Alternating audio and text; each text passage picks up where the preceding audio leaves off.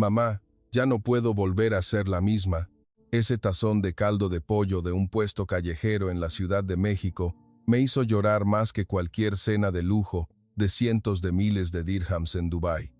Esa fue la frase que instantáneamente sumió en silencio toda la sala VIP del aeropuerto. Porque quien la pronunció no era una mujer cualquiera, sino una de las hijas de un magnate saudí que gastaba millones de riales al mes en comida, para quien era normal volar en jet privado a restaurantes con estrellas Michelin, y que nunca había creído que la comida barata pudiera tener el valor suficiente para ser recordada. Pero después de una avería en pleno vuelo que las obligó a las 14 a detenerse en México por solo 72 horas, todas sus creencias sobre el lujo, el sabor y el valor de la comida se desmoronaron ante sus ojos. Desde las sencillas calles de la Ciudad de México hasta las pequeñas cocinas de Oaxaca, no solo encontraron comida deliciosa, sino también una verdad que el mundo del dinero nunca les había enseñado, que el verdadero lujo quizás no es el precio de lo que se come, sino el corazón de quien lo prepara. Después de que esa frase salió de su boca, la sala VIP del aeropuerto se silenció de una manera extraña. El sonido del aire acondicionado, que antes había sido solo un telón de fondo, se volvió repentinamente claro, como si todos en la habitación estuvieran siendo obligados a enfrentarse a algo que nadie había anticipado. Las 14 jóvenes, que solo unas horas antes estaban a bordo de un jet privado de lujo, saliendo de un desfile de moda en Milán, con vestidos de alta costura y la convicción de conocer el mundo a la perfección, ahora permanecían sentadas inmóviles en la Ciudad de México. Sus rostros reflejaban cansancio, frustración y la incredulidad de que el destino se atreviera a darles semejante giro. Su vuelo debería haber regresado directamente a Riad, con champán ya frío en la cabina privada y un menú de cena preparado por el chef a bordo según los gustos de cada una. Pero a mitad de camino, un fallo técnico obligó al capitán a desviarse y realizar un aterrizaje de emergencia en la Ciudad de México. Todo ocurrió demasiado rápido para que el lujo pudiera servir de algo. El avión aterrizó sano y salvo, pero lo que se vino abajo no fue solo el itinerario de viaje, sino la creencia de que la vida de personas de su estatus podía controlarse siempre con dinero, fama y privilegios.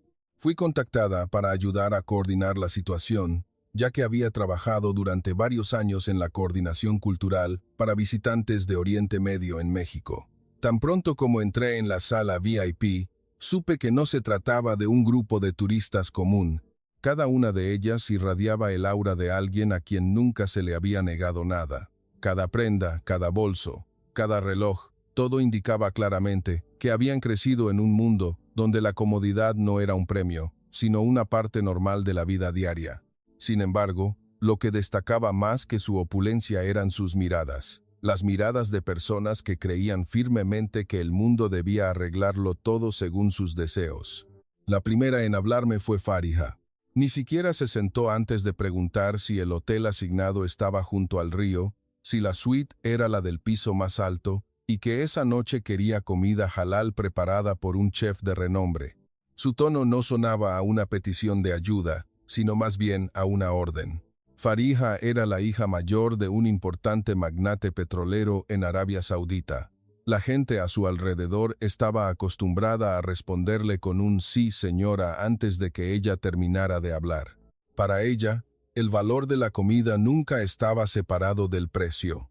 Un plato demasiado barato significaba un plato indigno, y un restaurante que no era digno de ser exhibido no tenía razón para ser recordado.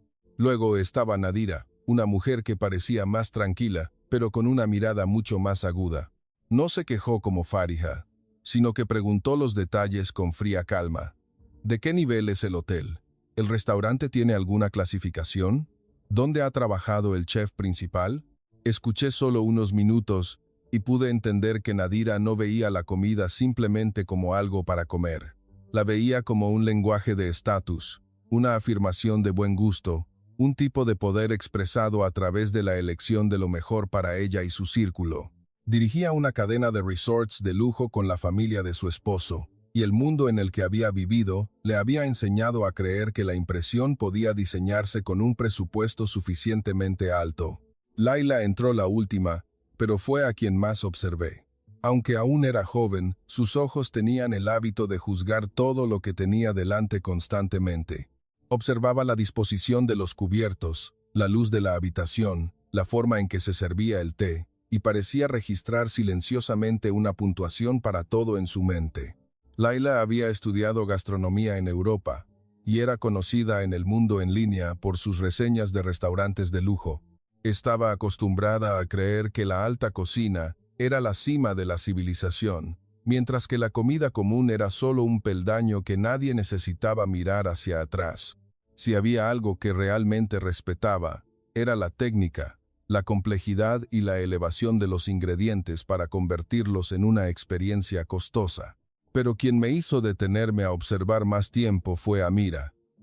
Ella no era la más exigente ni la más silenciosa por timidez. Guardaba silencio como si otra serie de voces resonaran constantemente en su interior. Mientras sus amigas hablaban de horarios interrumpidos, citas pospuestas y las molestias de tener que quedarse en México, Amira miraba por la ventana de la sala VIP, como si la Ciudad de México, oscura abajo, estuviera tocando algo en su memoria. Más tarde supe que su madre había fallecido hacía varios años. Había viajado por el mundo probando la mejor comida sin encontrar nunca un sabor que realmente le diera paz. Lo que buscaba, quizás no era el deleite, sino una sensación que el dinero nunca pudo devolverle. Esa noche, vi los dos mundos claramente opuestos. Uno era el mundo de ellas, un mundo donde el servicio debía ser impecable, las demandas satisfechas al instante, y el valor de cualquier cosa se juzgaba por su reputación y su precio. El otro era México, que poco a poco se iba a revelar ante ellas, no como un escenario de opulencia, sino como una tierra donde los pequeños detalles de la vida diaria aún esconden un corazón. Aquí, el vendedor podría sonreírte sin saber quién eres. Un plato humilde podría prepararse con el mismo cuidado que si se recibiera a un familiar, y el sabor no provendría de lo caro, sino de las manos que han hecho lo mismo con dedicación, una y otra vez, hasta que se convierte en amor. Por supuesto, en ese momento, ellas no estaban listas para creer tal cosa. Incluso las recomendaciones para la cena las escuchaban con escepticismo. Algunas preguntaron de inmediato si había algún restaurante en la Ciudad de México lo suficientemente aceptable para personas de su nivel. Otras negaron con la cabeza al escuchar que, a esa hora tan tardía, las opciones quizás no serían tan lujosas como esperaban. La insatisfacción cubrió gradualmente la sala como una densa niebla, porque para quienes habían nacido en la cúspide de la comodidad, ser obligadas a esperar, a adaptarse o a bajar sus estándares, aunque fuera temporalmente, se sentía como una humillación. Pero en medio de esa tensión, noté algo en los ojos de Amira. Era una expresión diferente a la de las demás, no solo cansancio, no solo pérdida de prestigio, sino un vacío profundo que las personas que han vivido mucho tiempo en el lujo quizás conocen bien. Un vacío del que nadie habla en las fiestas, porque no encaja con Chanel, ni con las copas de cristal, ni con las fotos de portadas de revistas. Era como alguien que, en silencio, comenzaba a preguntarse si todo lo que había considerado lo mejor hasta ese momento, quizás era solo lo más caro. Y ese fue el verdadero comienzo de toda la historia. No cuando el avión aterrizó, ni cuando el itinerario se arruinó, sino en el momento en que una mujer que lo tenía todo, a los ojos del mundo entero, comenzó a admitirse a sí misma, por primera vez, que quizás le faltaba algo esencial, y que quizás eso no la esperaba en un restaurante lujoso de un hotel de 7 estrellas, sino que podría estar escondido en una ciudad cuyo valor nunca había reconocido, como México. Esa noche, una vez finalizadas las coordinaciones de alojamiento y seguridad, el cansancio no alivió el ambiente entre ellas. Al contrario, lo hizo todo más nítido. La frustración de haber sido desviadas de su ruta original, el descontento de tener que detenerse en una ciudad que no estaba en sus planes. y el hambre que poco a poco mermaba su paciencia, endurecieron las expresiones de cada una, hasta el punto de que casi nadie pudo ocultarlo. Farija fue la primera en preguntar de nuevo cómo se arreglaría la cena de esa noche, porque se negaba rotundamente a que un día así terminara con una comida por debajo de los estándares de su vida. Le expliqué con franqueza que, siendo casi medianoche, apenas quedaban restaurantes halal de lujo en la Ciudad de México que pudieran atender a un grupo tan grande de forma inesperada. Y si además buscaban privacidad, altos estándares de higiene y un sabor confiable, las opciones se reducían aún más. Esa explicación silenció la sala por unos segundos, antes de que Farija soltara una risita incrédula. Preguntó con una voz fría y descontenta si un país con la reputación culinaria de México no tenía nada mejor que ofrecer que un servicio de emergencia tan ordinario. No respondí de inmediato, sabiendo que si hablaba demasiado rápido, no me escucharían, pero en realidad ya tenía un lugar en mente. Era un pequeño puesto callejero en un barrio antiguo de la Ciudad de México que había estado abierto hasta tarde durante décadas. Los dueños eran una familia mexicana de ascendencia indígena que preparaban caldo de res, sopa de fideo y platillos sencillos para taxistas, empleados de tiendas de conveniencia, trabajadores nocturnos y clientes habituales de la zona. Conocía bien el lugar y sabía que, aunque no era lujoso, era limpio, cuidado y, lo más importante, había sinceridad en cada plato. Cuando mencioné el nombre del lugar y describí brevemente sus características, sucedió exactamente lo que esperaba. Farija frunció el ceño de inmediato. Laila me miró como si estuviera verificando si hablaba en serio o con sarcasmo. Nadira solo preguntó: ¿se refiere a un puesto callejero de verdad? La palabra callejero salió de su boca con cautela, como si fuera algo que no debía tocarse directamente. No lo dijo en voz alta, ni con un desprecio evidente, pero la pausa antes de pronunciar esa palabra fue suficiente para decir todo lo que sentía. Solo Amira permaneció en silencio, como siempre. No defendió mi propuesta, pero tampoco la rechazó. Solo me miró y preguntó en voz baja: «Si fuera usted, en una noche como esta, ¿comerías allí?». Respondí con la verdad: «Si fuera yo, iría». Porque a veces, la mejor comida de una ciudad no está en el lugar más caro, sino donde la gente sigue haciendo lo mismo con el mismo corazón, durante el tiempo suficiente para que se convierta en el sabor de la vida.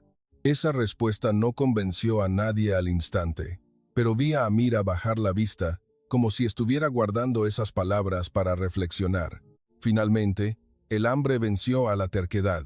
La camioneta nos llevó fuera del área del aeropuerto, a través de las calles nocturnas de la Ciudad de México que aún se negaban a dormir. Las luces de los letreros de las tiendas y los puestos de comida se reflejaban en las ventanas del auto. La ciudad, a esa hora, no intentaba ser lujosa. Simplemente mostraba su propia realidad. Motos que pasaban, vendedoras recogiendo sus puestos, trabajadores cenando después de su turno y gente que parecía tener fuerzas para sonreírse, por largo que hubiera sido el día. Para las 14 jóvenes, acostumbradas a entradas de hoteles con alfombras rojas y puertas de cristal pulido, estas imágenes debieron ser de otro mundo por completo.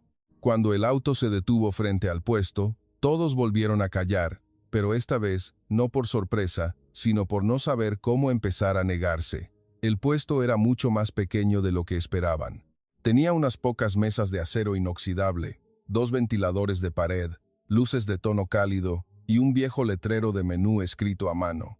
El lugar no intentaba crear ningún ambiente, simplemente tenía el aspecto de un negocio que había estado abierto durante mucho tiempo y que cumplía fielmente su función cada noche.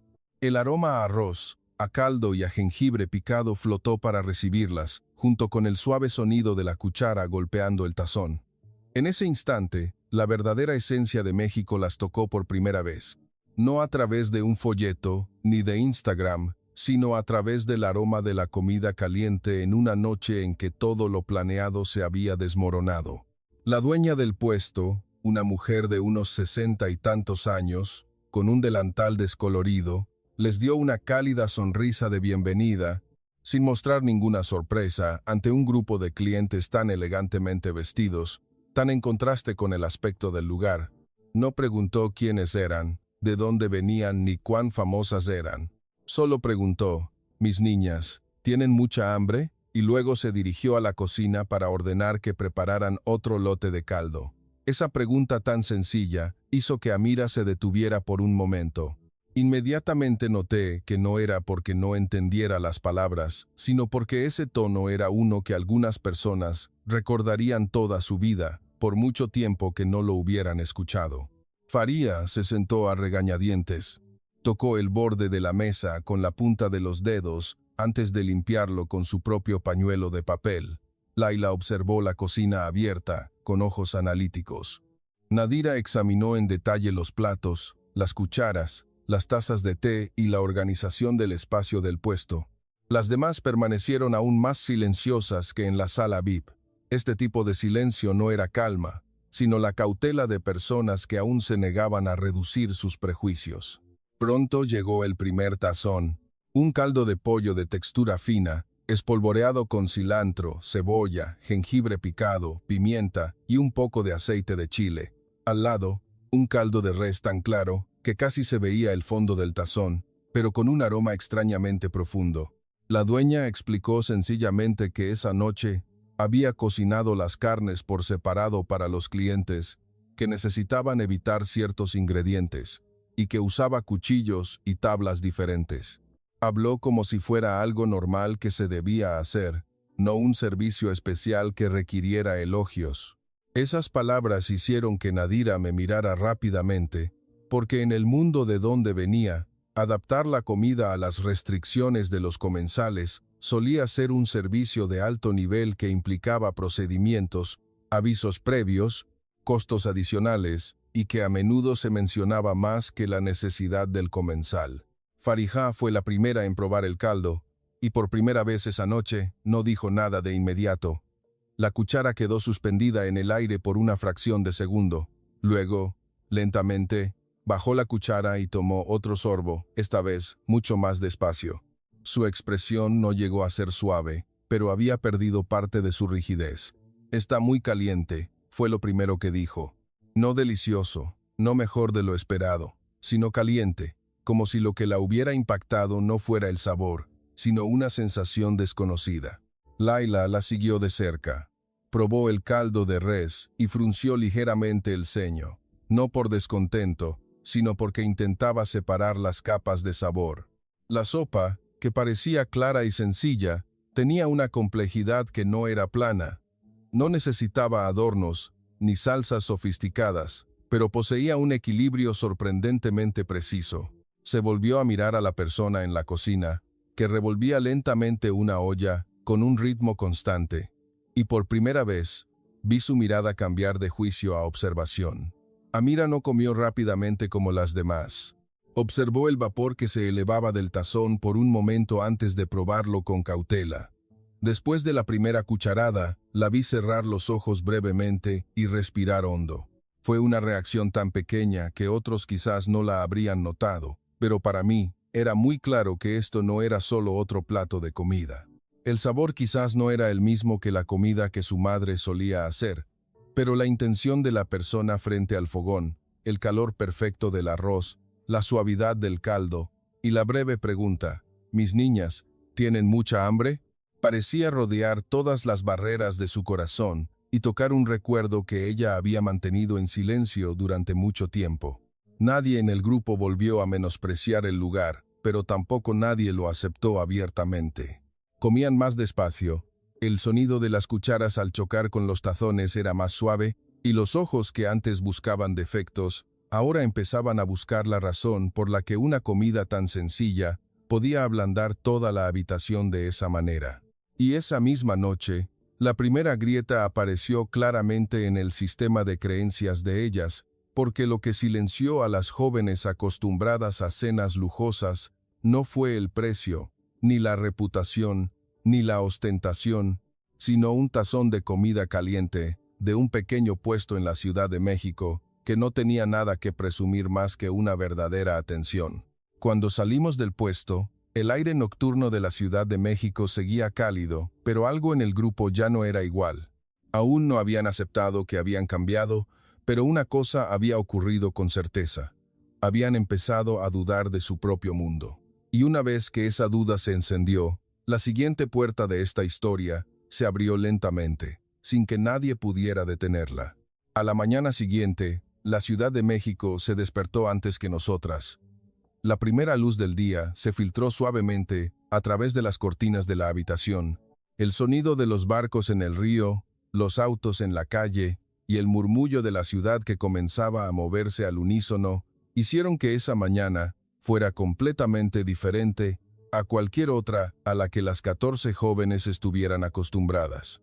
Normalmente, sus mañanas comenzaban con el silencio de una suite, un desayuno perfectamente dispuesto y un horario ya programado. Pero esa mañana, aunque seguían en un hotel de lujo junto al río, las expresiones de cada una ya no eran las mismas. La frustración de la noche anterior había disminuido un poco, pero lo que la reemplazaba no era una sensación de alivio, sino un sentimiento extraño que nadie se atrevía a nombrar. Farija fue la primera en mencionar la cena de anoche, pero no lo hizo con el tono burlón de antes.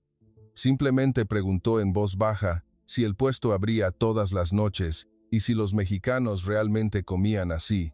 Respondí que sí, que muchos establecimientos en la Ciudad de México no son solo negocios, sino también refugios para trabajadores nocturnos, puntos de descanso para taxistas, lugares a los que la gente regresa una y otra vez, porque el sabor y la sensación no cambian. Farija no mostró ninguna reacción a esa explicación, pero ya no volvió a usar la palabra puesto callejero. Las invité a salir después del desayuno del hotel, antes de que lo hubieran terminado de servir, porque sabía que si dejábamos que el día comenzara con un lujoso buffet y el regreso a su rutina habitual, lo que había empezado a gestarse la noche anterior podría desvanecerse. Nuestro primer destino no fue un templo, ni un centro comercial, ni un popular lugar turístico, sino un pequeño mercado matutino, en un barrio donde los lugareños seguían comprando productos frescos y comida casera todos los días. Mi intención era que vieran México bajo la luz del sol matutino, un México que no estaba escenificado para impresionar a nadie, sino un México hermoso porque era real. Cuando el auto giró por un callejón estrecho y se detuvo cerca del mercado, el primer olor que nos envolvió fue el de las tortillas recién hechas, seguido de un leve humo de un fogón, el aroma a masa de tamal y el de las hierbas frescas que los mexicanos utilizan como parte de su respiración en la cocina. Bajaron del auto con cautela. La expresión de muchas aún mostraba recelo, pero era un recelo más suave que el de la noche anterior. La gente del mercado nos miró solo por un momento antes de sonreír educadamente y volver a sus quehaceres. Nadie se mostró excesivamente excitado, ni miró de forma grosera. Esta ciudad parecía tener una forma de honrar a sus visitantes sin hacer que se sintieran el centro del mundo, y eso fue lo primero que Nadira empezó a notar. El primer puesto en el que nos detuvimos fue una pequeña taquería que llevaba casi 30 años abierta. El dueño era un hombre de mediana edad, con la piel tostada por el vapor y el fuego de la estufa. Cortaba la carne con un ritmo constante, servía caldo, acomodaba el rábano y las cebollas, y bañaba con salsa. Cada movimiento parecía económico pero sorprendentemente preciso. Farija observó por un rato antes de preguntarme por qué él hacía lo mismo cada día sin mostrar aburrimiento.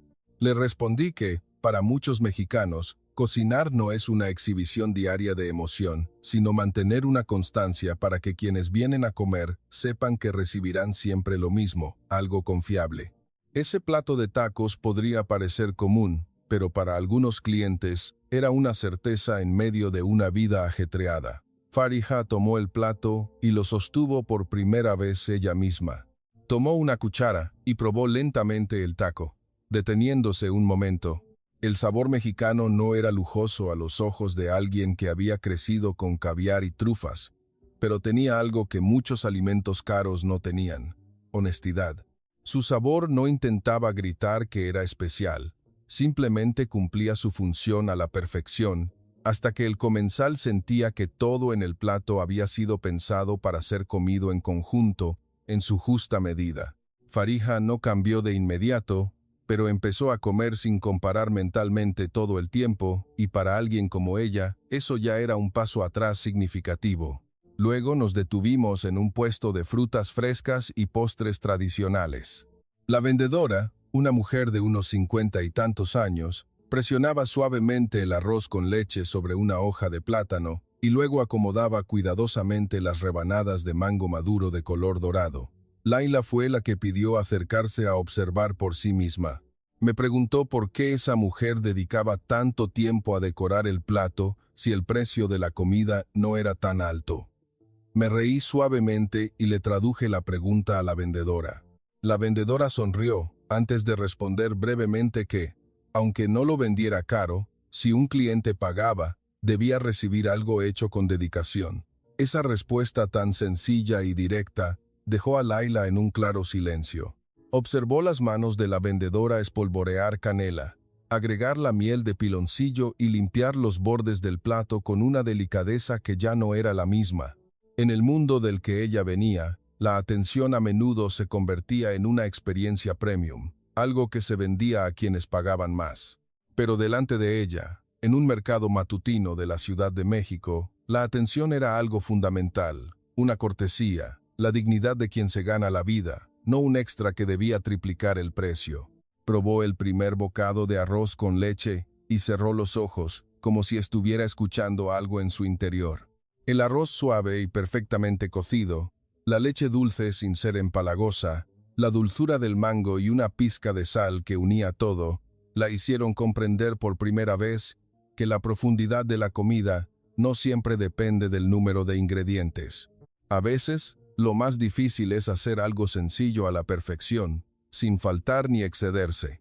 Nadira fue impactada de otra manera. Pasamos por un pequeño puesto que vendía frutas ya cortadas y listas para comer, empacadas en recipientes transparentes y limpios. Había guayabas, papayas, piñas, manzanas de agua y sandías, dispuestas en colores vibrantes y ordenados. El dueño usaba guantes separados y cuchillos diferentes para cada tipo de fruta, y cubría algunas frutas con un paño húmedo y frío para mantener su frescura, incluso en el calor.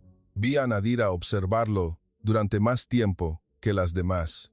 Me preguntó en voz muy baja si un vendedor de este nivel pensaba en la temperatura, la higiene y la presentación de sus productos con tal detalle todos los días.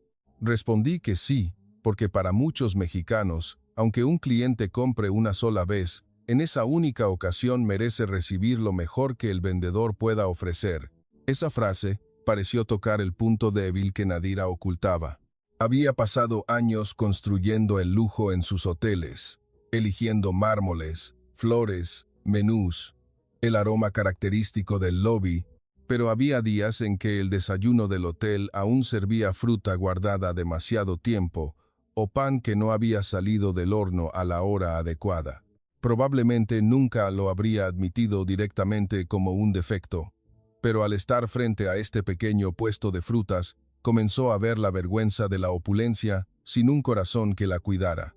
A media mañana, nos detuvimos en una pequeña cafetería tradicional que servía churros con café de olla. Los dueños eran una pareja de ancianos que habían trabajado silenciosamente uno al lado del otro durante décadas. La esposa organizaba las tazas de café, el esposo freía los churros, volteando la masa en lotes con un ritmo constante, casi sin hablar.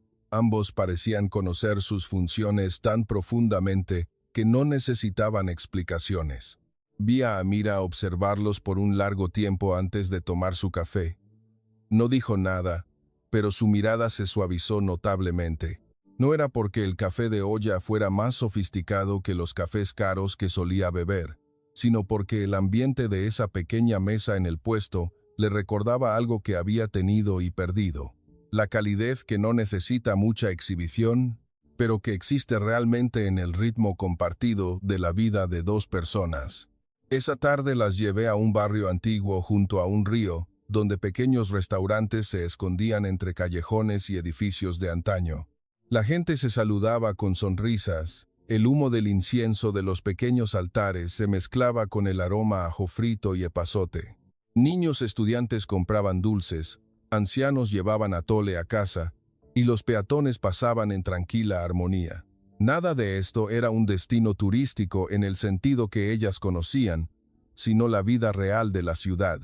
Y cuanto más tiempo permanecían en esa vida real, más se erosionaba lentamente su antigua convicción de que la belleza debía crearse con dinero.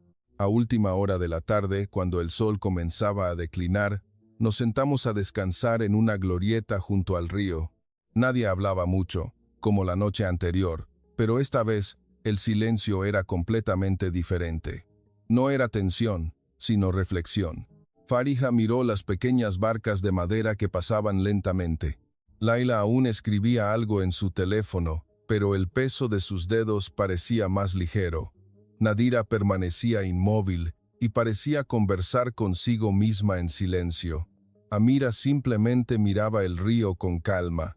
Su rostro, a la luz del atardecer, parecía el de alguien que ya no se sentía fuera de lugar.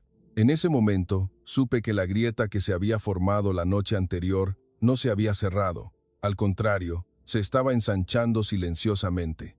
Y lo que fluía a través de esa grieta no era solo la impresión de la comida mexicana, sino la visión de una verdad que el mundo de ellas nunca les había enseñado, que el valor no necesita anunciarse a gritos y que el verdadero cuidado no tiene que esperar a que alguien pague caro para ser merecido.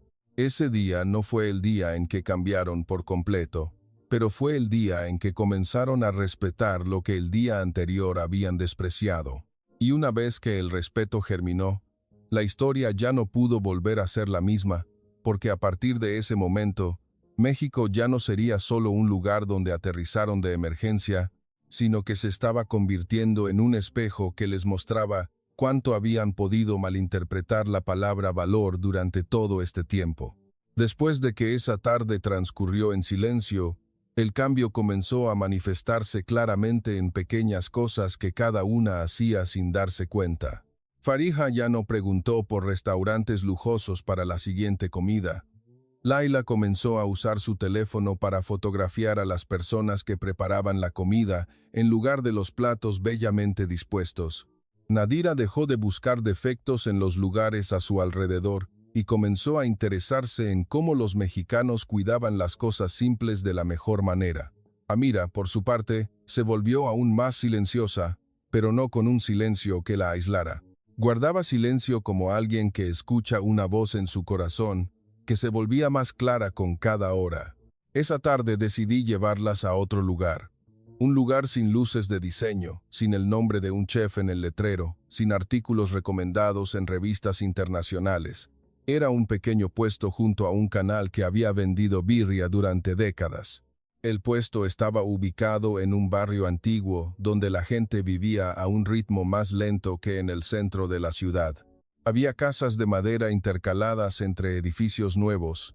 El sonido de las canoas del canal se escuchaba intermitentemente, y el aroma del caldo llegaba de lejos incluso antes de que el auto se detuviera por completo. Cuando bajaron del auto, Faria miró el puesto con ojos que aún mostraban vacilación. Era más pequeño de lo que había imaginado. Mesas de madera viejas y apiñadas, muchos tazones pequeños apilados en el mostrador, y la mayoría de los clientes eran trabajadores comunes que venían en pequeños grupos. Nadie se vestía para impresionar a nadie. Nadie intentaba mostrar estatus a través de la comida.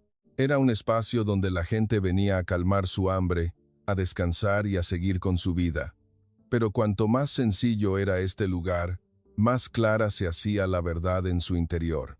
El dueño del puesto era un hombre de unos 60 años, de complexión delgada, con el rostro curtido por el sol y el vapor. Permanecía firme frente al fogón.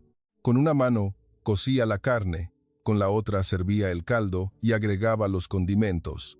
Preparaba todo con una velocidad asombrosa, pero en esa velocidad no había prisa ni descuido, como si no solo estuviera trabajando para terminar el día.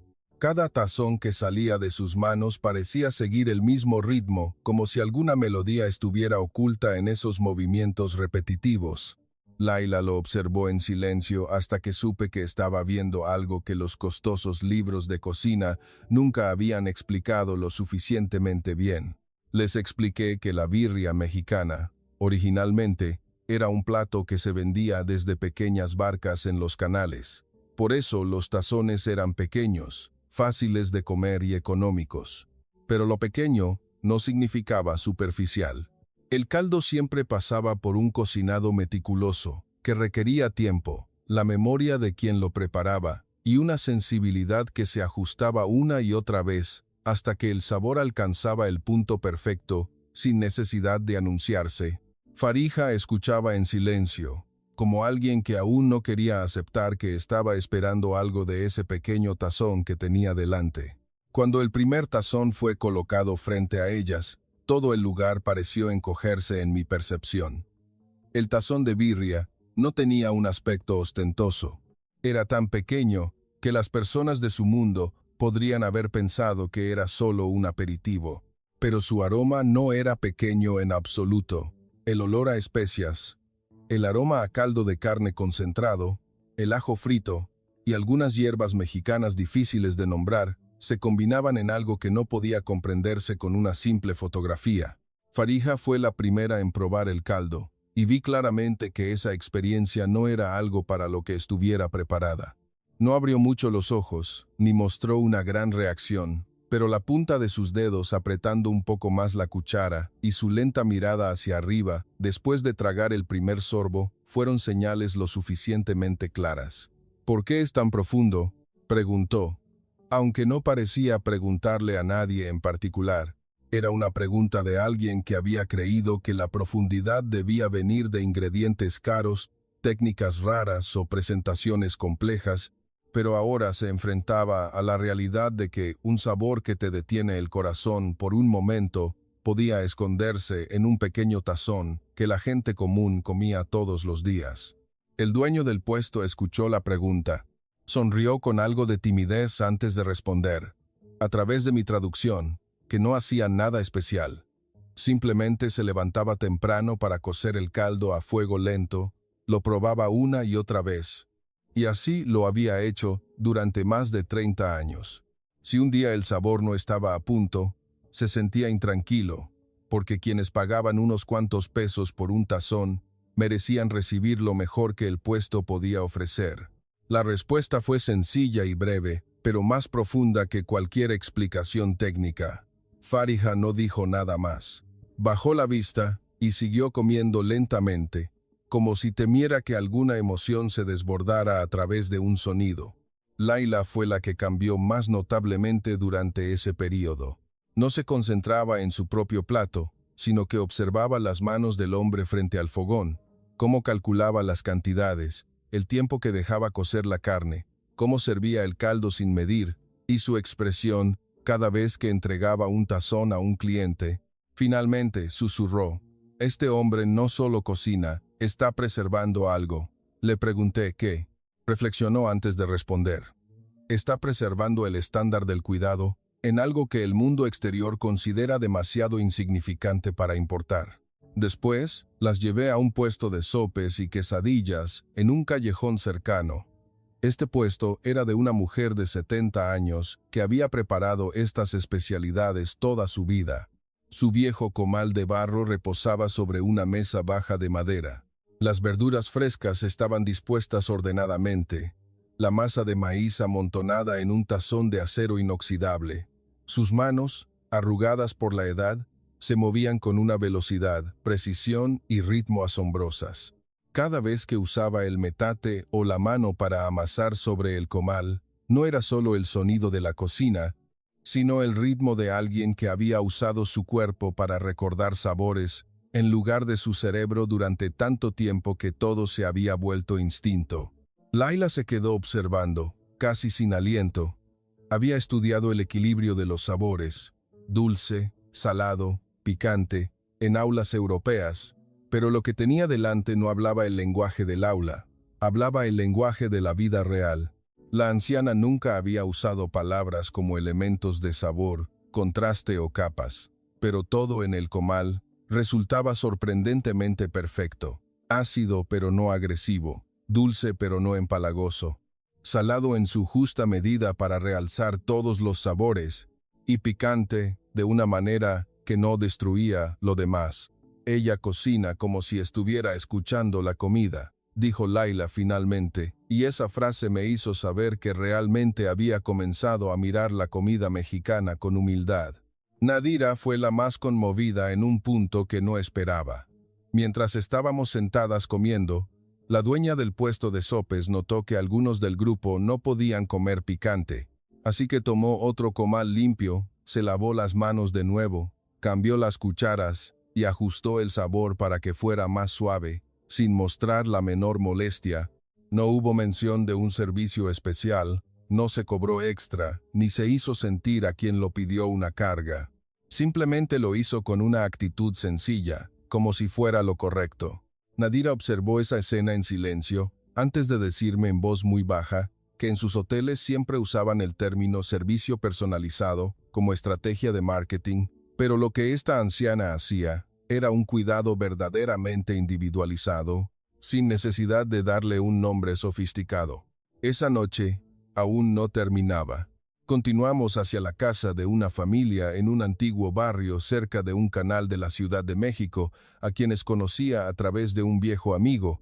Los dueños de la casa, al saber que eran visitantes de Oriente Medio, se esmeraron en preparar comida mexicana auténtica que fuera halal, incluyendo mole poblano, tamales hechos a mano, esquites y arroz caliente. El aroma a chiles, cilantro, comino y otras especias flotaba por toda la pequeña casa de madera. Al subir las escaleras, sentí de inmediato que la atmósfera era diferente a la de todos los puestos anteriores, porque este no era solo un lugar donde se vendía comida, sino un hogar, un espacio donde la comida aún servía como un puente directo entre las personas. La anfitriona, una mujer de unos 50 y tantos años, nos recibió con una suave sonrisa. Dijo que la noche anterior había dedicado tiempo a investigar qué ingredientes mexicanos específicos debían evitar las invitadas de Arabia Saudita. Había cambiado algunos ingredientes, ajustado algunos procesos de cocción y probado varias veces para asegurarse de que el sabor siguiera siendo mexicano, pero que sus invitadas pudieran comer con tranquilidad. Cuando le traduje esto, Amira levantó la vista y miró a la mujer de inmediato. Su expresión cambió muy rápido, como si las palabras la noche anterior dediqué tiempo a investigar hubieran tocado directamente su corazón, porque ese era el centro de toda la historia. Las personas con mucho dinero pueden comprar servicios, comodidad, estatus, pero lo más difícil de comprar era precisamente lo que más necesita el ser humano: la sensación de que alguien se preocupa por nosotros, se toma el tiempo para hacernos sentir cómodos y adapta lo que le es familiar, porque no quiere que nos sintamos como extraños. Amira tomó una cucharada de mole y la probó lentamente, luego bajó la cuchara. No lloró, pero sus ojos se humedecieron visiblemente. Dijo en voz baja que el sabor no se parecía en absoluto a la comida que su madre solía hacer, pero la sensación al comerlo era extrañamente similar. Nos sentamos a comer en el suelo de madera de la casa. El ventilador de techo giraba lentamente. Los niños de la casa corrían y eran llamados a bajar la voz por los adultos. La anfitriona sirvió más arroz, sin preguntar mucho. El anfitrión asaba elotes a la parrilla, frente a la puerta de la cocina. Todo era sencillo. Nada en esta comida podría ser calificado de lujo en su mundo. Pero, sin embargo, fue la comida que la silenció más. Porque esta vez no guardaban silencio evaluando la comida, guardaban silencio porque empezaban a darse cuenta de que estaban recibiendo algo que nunca habían pensado que pudiera ser más valioso que toda la opulencia que habían poseído. Cuando salimos de esa casa, el aire nocturno de la Ciudad de México era cálido y tenía el leve aroma a tierra mojada después de una llovizna. Yo iba un poco adelante, pero aún podía escuchar sus pasos silenciosos detrás de mí.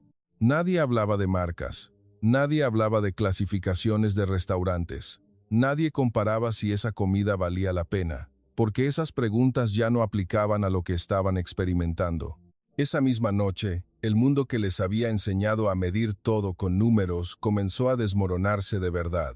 Y bajo los escombros de ese viejo mundo, algo más suave, más profundo y más real comenzaba a aparecer lentamente, como una pequeña llama que no brillaba intensamente de inmediato, pero que podía dar suficiente calor para cambiar el rumbo del corazón de una persona para siempre. La mañana del tercer día llegó con un silencio diferente al de los 2 días anteriores.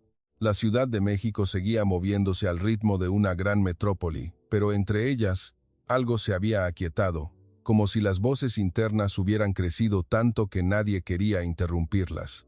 Esa mañana, la aerolínea informó que la reprogramación del vuelo aún tardaría un tiempo, y por razones de privacidad, les sugerí que dejaran la Ciudad de México y pasaran un día en Oaxaca, una ciudad con un clima diferente, un ritmo de vida distinto, y quizás algunas respuestas que la capital aún no les había dado. Nadie se opuso, como la primera noche. Farija solo preguntó cuánto duraba el viaje. Laila preguntó qué tipo de comida tradicional había allí. Nadira se quedó en silencio y asintió. Amira me miró un momento antes de responder en voz baja. Vamos. Su tono no era el de alguien que cambia de destino turístico, sino el de alguien que se da cuenta de que se acerca a algo de lo que ha huido durante mucho tiempo. Cuando el pequeño avión nos llevó al norte, la ciudad se fue alejando lentamente, convirtiéndose en líneas y luces. Las montañas, los ríos y los verdes campos asumieron el protagonismo en lugar del concreto y los rascacielos. Oaxaca, a los ojos de quienes nunca han estado, suele ser una ciudad amable antes que hermosa. Y fue esa amabilidad lo que esperaba que poco a poco aliviara algo en sus corazones. Al bajar del avión, el aire era un poco más fresco que en la Ciudad de México. El viento trajo consigo el aroma a tierra, a madera y el suave olor a sol en las hojas casi al mismo tiempo. Era un aroma sin precio, sin marca, y nadie lo producía para venderlo, pero hizo que varias personas del grupo respiraran más profundamente sin darse cuenta. Las llevé un poco fuera de la ciudad, a una comunidad tranquila cerca de campos de agave y una antigua casa de adobe que conocía a través de una familia. La dueña de la casa era una anciana de casi 80 años, a quien la gente de la zona llamaba Doña Elena con respeto. No era chef, no era famosa, no tenía un restaurante ni premios colgados en las paredes de su casa. Solo tenía una mesa de madera, un fogón en su pequeña cocina, unas pocas sillas bajas y un patio trasero donde cultivaba chiles, tomates, hierbas locales y flores comestibles de manera sencilla. Pero tan pronto como entramos por la puerta, todos sintieron algo que muchos restaurantes caros no tenían: la sensación de que allí vivía gente real en cada rincón. Doña Elena nos esperaba frente a su casa, con una enagua sencilla y una blusa de manga larga de color claro. Su mirada no mostraba emoción alguna ante las ricas visitantes extranjeras. Solo había la calidez de alguien que, al ver invitados, solo quiere que coman bien. Hizo un lento gesto con la mano y les sonrió, como si les sonriera a sus nietas que habían viajado desde lejos. Le traduje sus breves palabras de bienvenida. Ya llegaron. Descansen primero, hijas. Después comeremos. La comida aún está caliente. Con solo esa frase, Amira se detuvo ligeramente. Inmediatamente noté que no era porque no entendiera las palabras, sino porque ese tono era uno que algunas personas recordarían toda su vida, por mucho tiempo que no lo hubieran escuchado. La casa no era lo suficientemente grande como para acomodar cómodamente a 14 personas. Por eso, todos tuvieron que sentarse dispersos, algunos en la estera del pasillo, otros en el porche de madera y otros en las sillas bajas junto a la ventana. Pero nadie se quejó del espacio reducido, ni una sola persona. Quizás porque el aroma de la comida de la cocina estaba haciendo su trabajo en silencio. El aroma a sopa de frijol, a verduras cocidas, a pollo hervido con hierbas, a arroz recién hecho y el suave aroma a caldo que flotaba sin prisas, hacían que toda la casa pareciera decir: aquí no hay nada que exhibir. Aquí solo hay cosas hechas con las manos y dadas con el corazón. Doña Elena se esmeró en preparar la comida oaxaqueña, más sencilla que un hogar podía ofrecer a sus invitados. Sabía de antemano por mí que las visitantes de ese día necesitaban comida que pudieran comer con tranquilidad, por lo que eligió un menú con pollo, pescado, verduras locales y condimentos que había revisado varias veces. Arroz blanco caliente fue servido en pequeños tazones de barro, pollo cocido con hierbas como cilantro y epazote, mole amarillo no demasiado picante, varias verduras al vapor dispuestas en viejos platos de loza, tortillas recién hechas y un caldo de verduras con un aroma tan sutil que casi había que guardar silencio para percibirlo claramente. Toda la comida no tenía ningún plato que en su mundo se llamaría especial, pero cuanto menos especial era, más conmovedora se volvía su verdad. Farija observó el conjunto de comida, por un momento, antes de preguntarme en voz baja si doña Elena había preparado todo ella misma. Asentí y le dije que sí, que se había levantado temprano, había recogido verduras de su patio trasero, había seleccionado cada ingrediente y había probado personalmente cada olla. Farija no dijo nada más, pero su mirada cambió drásticamente. Quien estaba acostumbrada a mesas donde varios camareros la rodeaban, ahora se enfrentaba a una sola persona que había dedicado toda la mañana con tiempo y esfuerzo para que unas invitadas que nunca había conocido pudieran comer con tranquilidad. Y esa verdad hizo que la palabra servicio en su antiguo mundo pareciera de repente estrecha y fría. Laila apenas tocó su teléfono desde que llegamos. Se dedicó a observar los movimientos de doña Elena en la cocina, cómo servía el caldo y limpiaba el borde del tazón, cómo usaba la cuchara para presionar el arroz para que quedara perfecto en el plato, cómo colocaba la comida primero frente a la persona que parecía tener más hambre, sin que nadie se lo pidiera. Laila me susurró que en su escuela de gastronomía hablaban mucho de presentación, pero lo que esta anciana hacía era cuidado, y quizás el cuidado era más profundo que toda la presentación. Esas palabras sonaban simples, pero para Laila era casi una admisión de que la educación, de la que una vez se sintió orgullosa, quizás no la había llevado al corazón de la comida. Nadira permaneció en silencio todo el tiempo, hasta que doña Elena notó que el plato de verduras frente a ella estaba casi vacío. Se levantó para traerle más verduras al vapor sin hacer preguntas largas. Nadira pareció un poco sorprendida, no por el hecho de que le sirvieran más comida, sino porque la mirada de la anciana no era la de una empleada. No tenía la deferencia de quien sirve a un cliente, y no había la expectativa de recibir elogios. Era la mirada de alguien que, en un hogar, sirve automáticamente más comida a otro. Nadira se volvió hacia mí, y me preguntó en voz muy baja si los ancianos mexicanos siempre hacían esto con sus invitados. Respondí que si sentían que habías llegado a su casa, muchas personas te cuidarían como si fueras parte de la familia, sin siquiera darse cuenta. Esa respuesta la dejó en silencio durante mucho tiempo, porque tocaba el corazón de lo que ella había estado tratando de construir en su negocio todo el tiempo, una impresión que podía ser diseñada.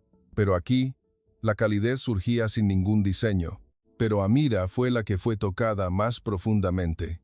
Doña Elena notó que comía más despacio que las demás, por lo que le acercó un tazón de caldo de res y, a través de mi traducción, le dijo: «Cómelo caliente, mi hija, si se enfría no sabe rico».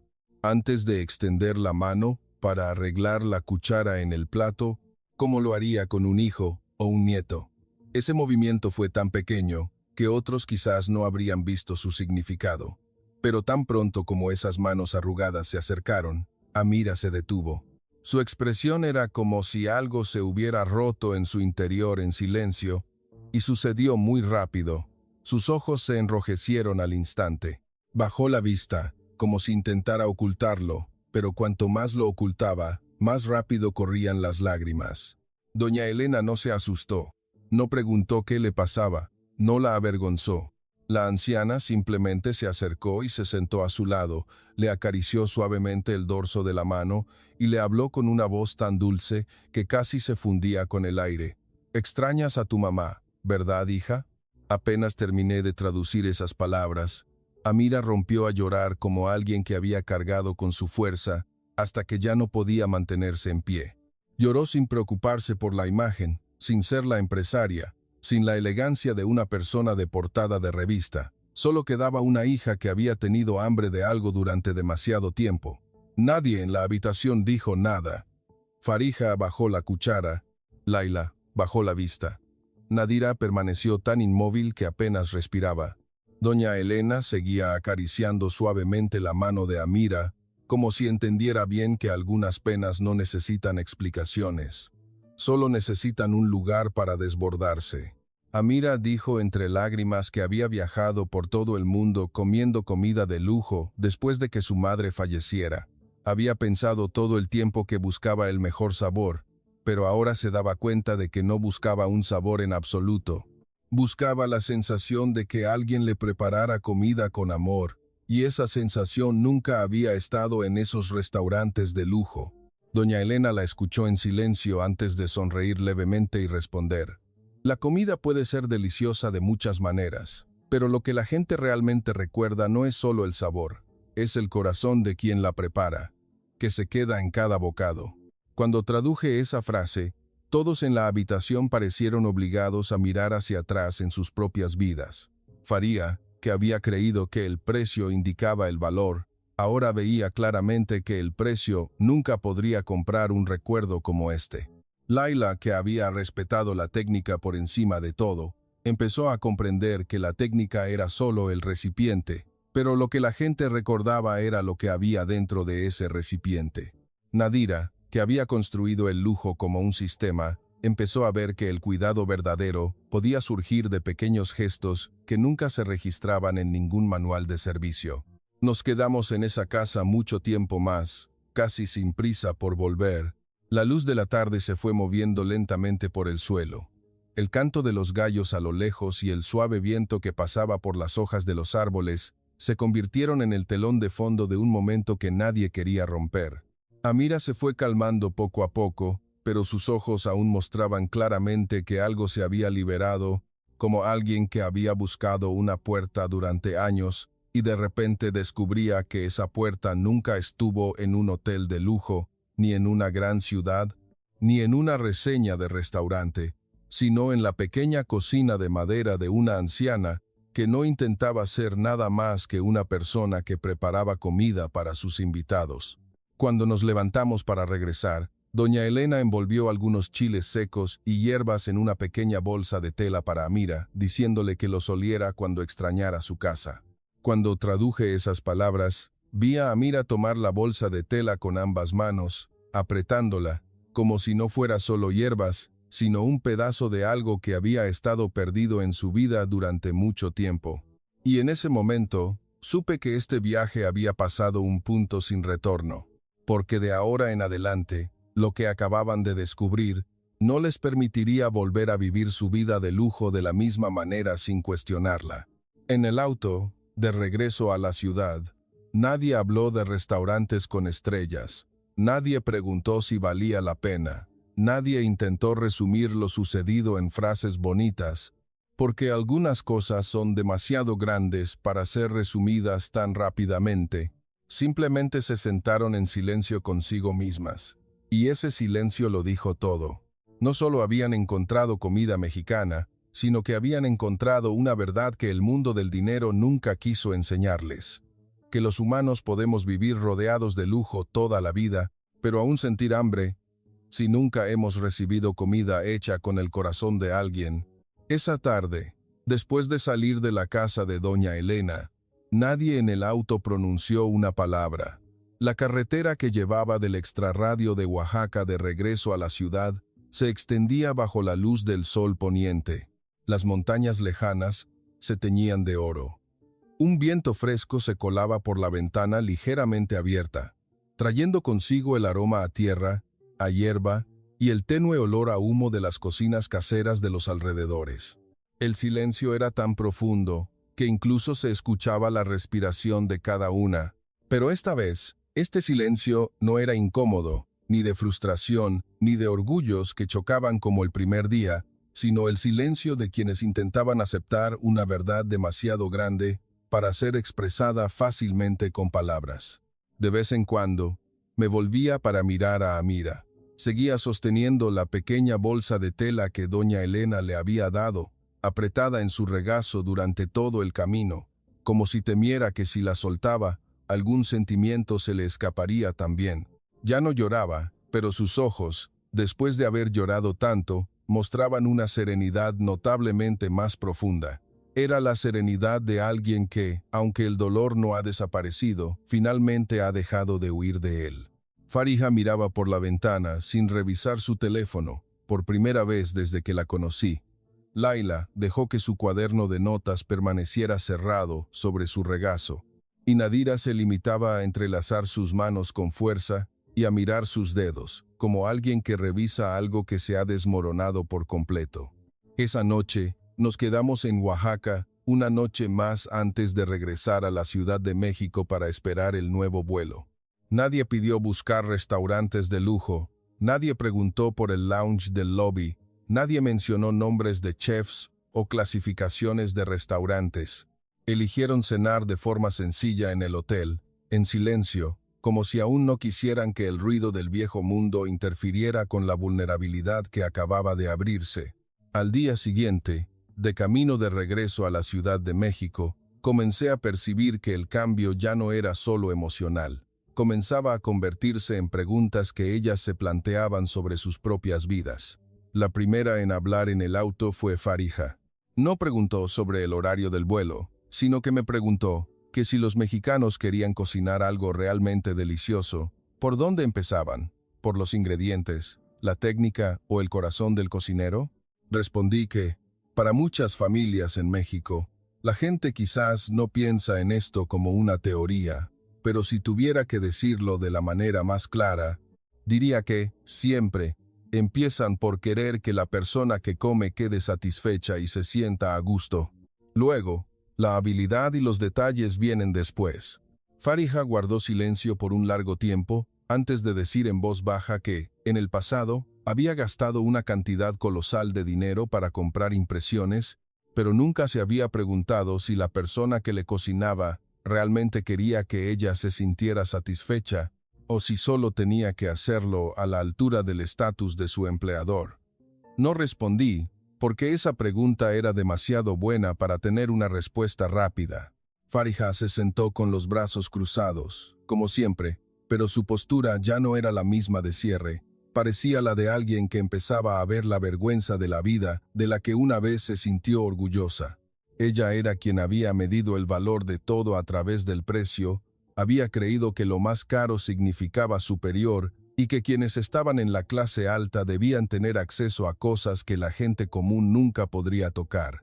Pero México, en esos 3 días, la había empujado a ver que había algo que la gente común podía ofrecerse libremente entre sí, mientras que el mundo de los multimillonarios quizás no lo tenía, por mucho dinero que gastaran. Esa cosa era la sinceridad que no necesitaba ningún precio. Laila cambió de otra manera.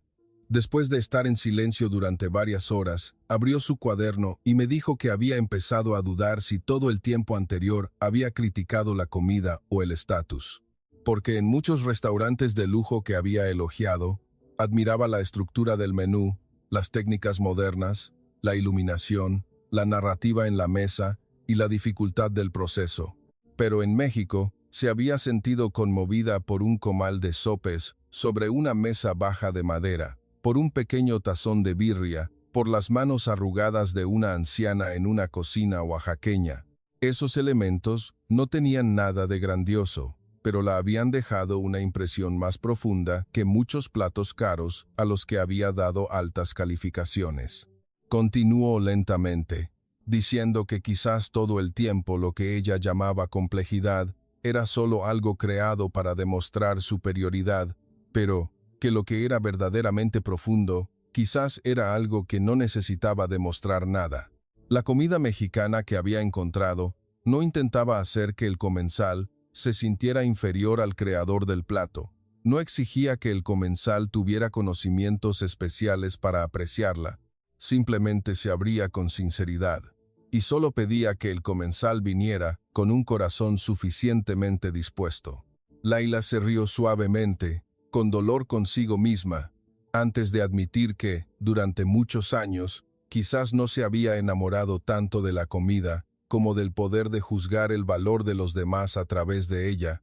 En cuanto a Nadira, su cambio fue el más silencioso, pero al llegar a la Ciudad de México, también vi claramente que fue el más profundo. Mientras esperábamos la nueva programación en la sala privada del hotel, ella comentó al aire que en sus resorts tenían restaurantes cuya decoración costaba tanto que muchos huéspedes se tomaban fotos desde el momento en que entraban. Pero durante todos esos años, nunca estuvo segura de si esos huéspedes se marchaban con una verdadera satisfacción. Había pensado que la iluminación adecuada, el costoso aroma de la marca, las mesas de mármol y la vajilla importada eran el corazón de la experiencia. Pero lo que había sucedido en México le hizo ver que el verdadero corazón podría estar en cosas que apenas se veían. Un caldo que alguien probaba con intención una vez más, antes de servir. Recordar que un cliente no podía comer picante, lavar un comal nuevo sin poner mala cara, servir más verduras, como se las serviría a un familiar. Dijo una frase que volvió a silenciar toda la habitación. He construido el lujo hasta casi olvidar construir la calidez. Nadie le respondió, pero todos sabían que esas palabras no eran solo una crítica a su negocio. Eran una confesión de toda su vida, una vida llena de altos estándares, perfección y mantenimiento de la imagen, hasta el punto de que quizás nunca se había preguntado si las personas que se acercaban a ella realmente se sentían a gusto. Pero de todas ellas, Amira fue la que cargó con el mayor peso de la transformación. Cuando llegó el día de la partida, se separó para sentarse sola frente a la ventana de cristal de la sala VIP del aeropuerto durante mucho tiempo. Me acerqué y le pregunté simplemente, ¿estás bien? Asintió antes de decir algo que recuerdo hasta hoy. Dijo que, después de que su madre falleció, había usado dinero, viajes, lujo, sabores exóticos y toda la exquisitez y belleza que este mundo ofrecía para intentar llenar lo que le faltaba. Había creído que su propia pérdida podría ser consolada con lo mejor, pero México le había mostrado que lo mejor en términos de precio era completamente diferente a lo que su corazón necesitaba. Continuó diciendo que en el tazón de comida de doña Elena no había nada que su mundo llamaría de primera clase, pero tenía algo que ella había buscado durante años. La sensación de que alguien todavía pensaba en ella cuando tomaba el siguiente bocado, que alguien quería que comiera caliente, que alguien la miraba a la cara y sabía que extrañaba a su madre sin necesidad de explicarlo. Amira sonrió, con los ojos rojos, antes de decir que ahora empezaba a tener miedo de no poder volver a vivir su vida de antes. Porque una vez que sabemos lo que es real, ¿cómo podemos seguir viviendo con lo que es vacío? Esas palabras parecían resumir todo para todas. Este viaje no solo les había dado buenos recuerdos, no había añadido más nombres de lugares impresionantes en sus pasaportes, no había sido solo una experiencia cultural de las que los ricos suelen comprar para sí mismos. Funcionó como un espejo honesto hasta el punto de ser cruel.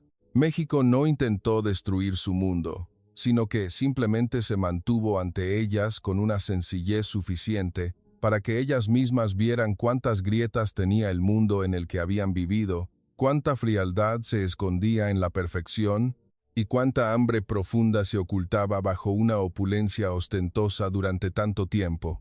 El día del regreso finalmente llegó.